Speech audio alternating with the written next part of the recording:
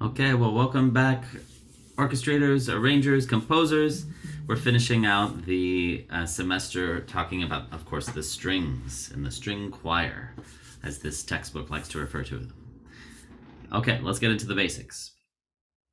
Of course, you have the parts of the instrument. Of course, it's not terribly important that you memorize every part of this, but you should know at least what is the neck of the instrument, the fingerboard, of course, the strings, and let's say the fine tuners. Sometimes the discussion of F hole comes up. The F holes come up. Let's say if you were recording the strings, they might say, "Oh, well, point the microphone towards the F hole." You would want to know what that is. Okay, there you have it. They're the basics, just in case you've never looked at a diagram before of a string instrument. Of course, you have the bow. Notice that the shape of the bow is skinnier at the tip than it is at the frog. The frog, of course, is where the string player will hold the bow. We'll talk about how that affects the sound in terms of down bow versus up bow. Okay, and of course, the strings are typically made out of horsehair. Okay, the basics are, well, if you don't mark anything, it's assumed that the strings will be played arco, which means bowed. If you do want plucked or pizzicato, you would just write pizz, P-I-Z-Z, period, or pizzicato. Do you need to know frog versus tip? Well, this is a very specialized sound you're after, but it is possible if you want a heavier sound, jump, jump, jump, jump, something a little bit more aggressive, you could say at the frog. If you want at the tip, was very delicate. Okay, and how do you mark down bow versus up bow? Well, there you have it. There are the down cymbals and the up cymbals. Now, a common mistake is that you're thinking, well, okay, do I need to mark every single down and up bow? Well, in general, no, but you should know the basic principle that on the down beat number 1, it's assumed that the string player will start with the down bow. If you start on an upbeat, it's assumed that in general, you're going to start with an up bow. If you deviate from that, you'll want to mark it. And that has to do with, well, let's say the next phrase you want to start with the down bow, and you need to you have some combination of notes that leads there. So you should be doing a fair amount of air bowing, I like to say, when you're composing and arranging, to make sure that the downs are in the right place and the ups are in the right place. Okay, what are some other basics? Détaché means basically as it comes, or separate bows. So this would be down, up, down, up, down, up, down, up. Notice you don't have to mark anything there. There is a slight accent because of that heaviness at the frog. You're going to have a bit of an accent down and a bit of an unaccented note up. This is also why when you go down bow, you can easily have a diminuendo. So let's say if we put a slur over all 4 of those notes, well, you could easily play that with the down bow. If you wanted a crescendo over 4 notes and you wanted to slur those, you would start with an up bow. Okay, so those are the basics of bowing that you need to cement into your composer and arranger's brain before working. Okay, what are some other basics? Well, we already said pizz for pizzicato. Pizzicato with nail, which is a more modern technique, 20th century, 21st century. And then there's the famous Bartók pizz, which gets more of a snap. So it's a violent pizzicato, let's say, very aggressive sounding. It's not frequently called for, and I will warn you, if you use too many of these, it will make the strings go out of tune. So I would recommend, if you use them sparingly. And left-hand pizzicato, marked with a plus sign. Only use that if you really know what you're doing, but it is possible to play left-hand pizz. And typically that's playing the open strings. Okay, tremolo. Now there can be confusion sometimes about what do you mean measured or unmeasured. If you think there might be confusion, you could say unmeasured, which means as quickly as you can. If you want measured, for example, if you just have one slash, you're doubling the rhythmic value. If you have two slashes, you're multiplying it by 4. If you have 3 slashes, you're multiplying it by 8. So this quarter note with 3 slashes, well, that would be 8 30-second notes. Okay, that would be for measured tremolo. If you're thinking that there might be some confusion, just say tremolo. Okay, lure. This is a special one that it's a specific kind of bowing, which means in the same direction. Down, down, down, up, up, up, up, up. So you're continuing in the same direction. Make sure you're doing again, fair amount of air bowing. Even if you have no previous experience playing a stringed instrument, imagine playing it and see if the choreography is working. Do you have the strength where you want it? Remember that down bow will be stronger than up bow. Martelé means on the string staccato. You can also just say on the string if you'd rather use the English. It's a slur mark with staccatos, and add the word on the string. There you have it. Hooked bowing. Okay, this is essentially along the same discussion as down versus up bow. Notice that this will be changing directions every 2 beats. So down, down, up, down, down, up, right? Down, down, up, down, up, down, down, up. Or down, down, up, down, down, up. Okay, hooked bowing, think of it as hooking around the other direction. Okay, so it's often referring to changing directions quickly. Okay, saltando, down bow stroke with multiple bounces. Again, if you're not a string player, I would avoid the specialized technique, or talk to a string player and ask them, will this work? Because it's not always the case. Okay, jeté, ricochet. This goes in the same category. Unless you really know what you're doing, I would avoid this. And this is more of an advanced technique, which is throwing the bow and getting multiple bounces out of it. Okay, harmonics. This is a big issue for strings. Now, to know what the harmonics are, you'd want to know what the open strings are. So for the violin, G, D, A, E. Okay, and you can see there where it says 4th string, that's referring to the open G string. Okay, so they think of it as the highest string is 1, second to highest is 2, then 3, then 4. So that low G string, which is the G below middle C, you can see that, all of these notes are natural harmonics that can occur on that string.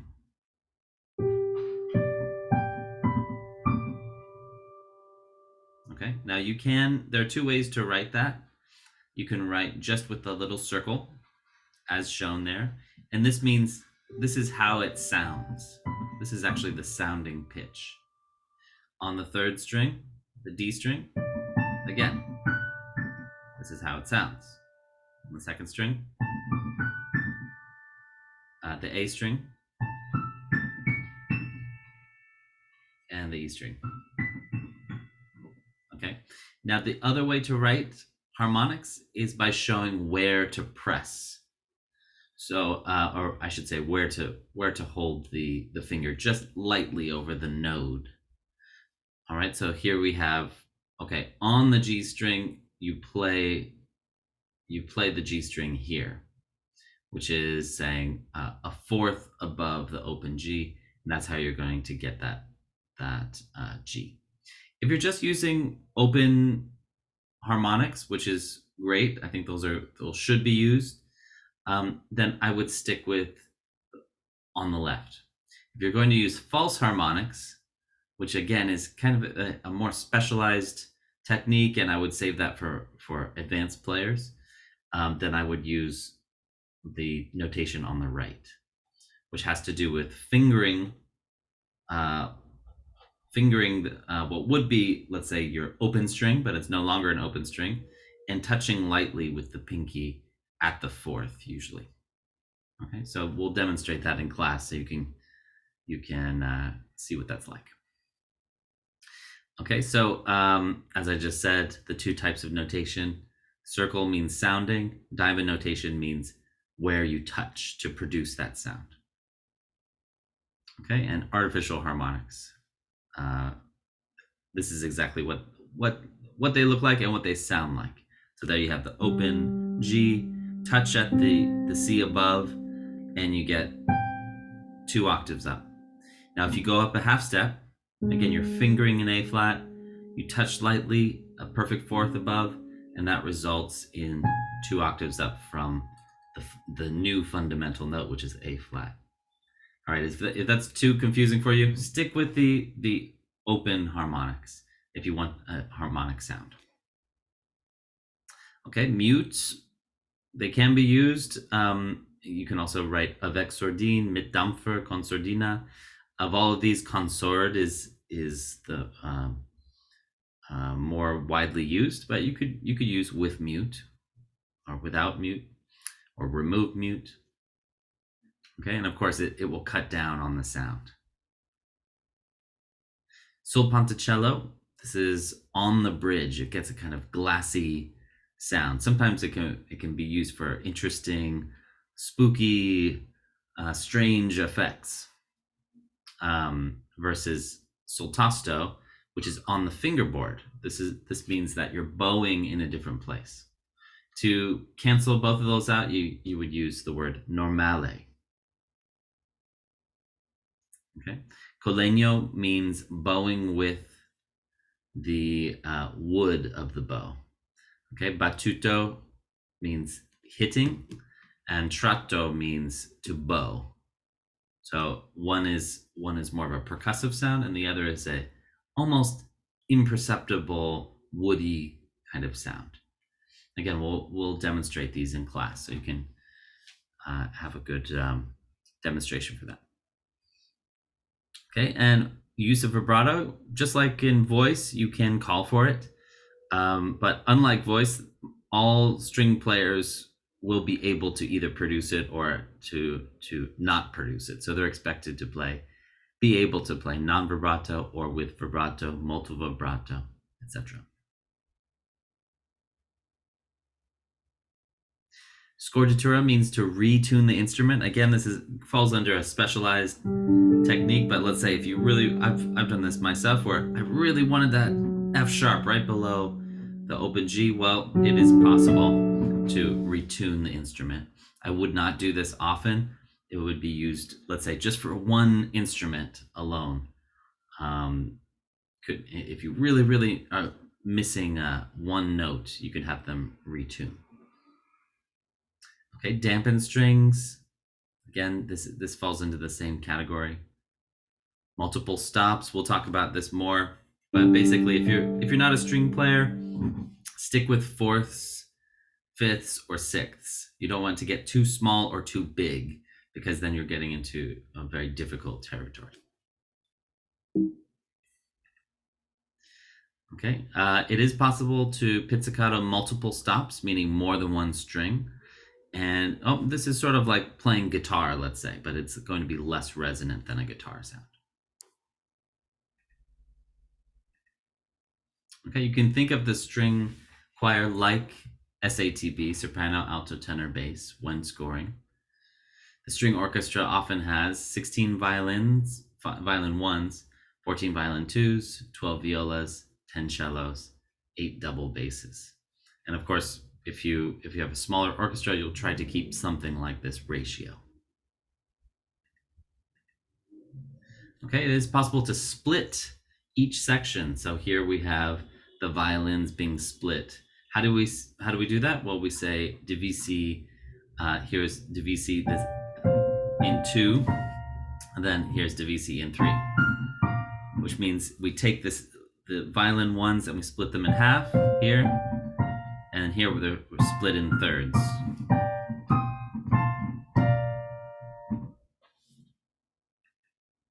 To return to all parts, you would use the word unison or unis, period. For solo, as in one single instrument, you would mark solo. The others would be glialtri, glialtri, G-L-I-A-L-T-R-I, glialtri. Okay, I can barely say it, but there you have it. It means the others. If you want to have everyone play, as in that soloist returns to everyone else, you say tutti, which means all. Okay, in a younger string ensemble, the first chair is about the same level as the rest. In a higher ensemble, there's a clear principal player in each section. Okay, some basics of the violin. Of course, it's the highest pitch string instrument, most agile of the 4 strings, and this is true for most of the strings. The lowest is going to be darker, the middle is more fuzzy, and gets more expressive and bright towards the top end. Here's some good advice from your text. When writing a string ensemble, know the abilities of your players. Isn't that always the case? Double, triple, quadruple stops can be played only at a forte volume or louder. The bow playing is versatile for many styles because it is longer than the violin. And because the bow can jump from string to string, a melody can have a high range of notes. Viola, of course, is the 5th lower than the violin, so it's going to be pitched in C is the lowest note, C, G, D, A. So there's a significant overlap between violin and viola. Despite the larger size of viola, it is less virtuosic than the violin. It uses the alto clef. It's the only instrument that uses the clef still. It can double the violins or the cellos, or have a nice inner voice. So you can think of this in a kind of alto or tenor range. The bowing can match with that of the violin despite being heavier. It has a very rich, mellow tone. And of course, don't be shy to write solos for the instrument. Violin music can be played by the viola by transposing the music down a 5th. So this is where your transposition skills will come in handy. The cello, written out fully violoncello, is an octave lower than the viola. So it has the same open strings, C, G, D, A. It has a strong, loud sound, but softer sounds can be absorbed by others.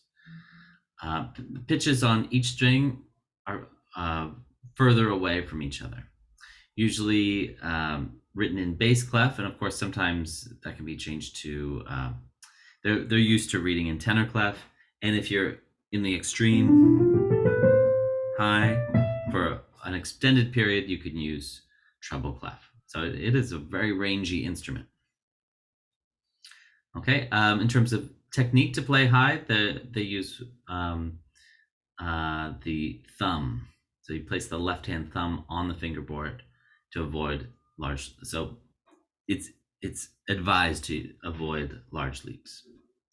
And of course, if violin is the soprano member of the string choir, then of course this could be likened to the bass.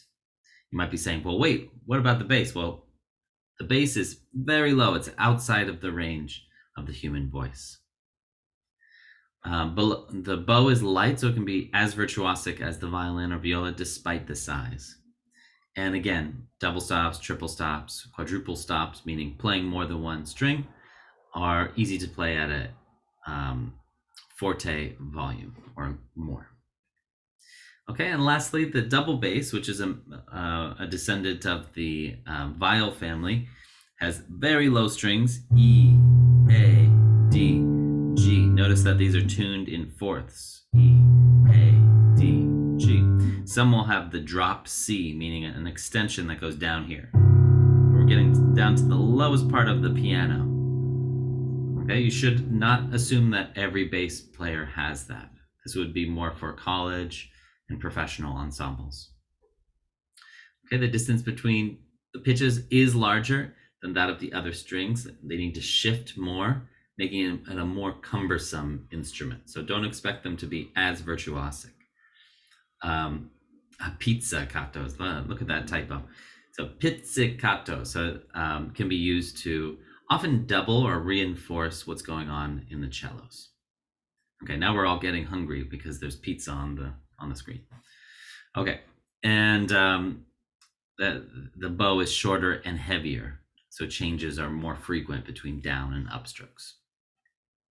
Okay, this was a fast overview of the string choir, and of course we're going to get into more details in class, and we'll hear more repertoire. The main thing you should focus on this weekend is getting your mind wrapped around downstrokes versus upstrokes, or down bows versus up bows, and how that affects the sound. Again, down means heavier, accented. Up will be lighter, unaccented. If you have a diminuendo, it's recommended to be down bow. If you have a crescendo, it would be better facilitated through use of the up bow. So there you have it, a fast summary, and we'll get into more repertoire and details this week. So I look forward to seeing you soon, and once again, take care.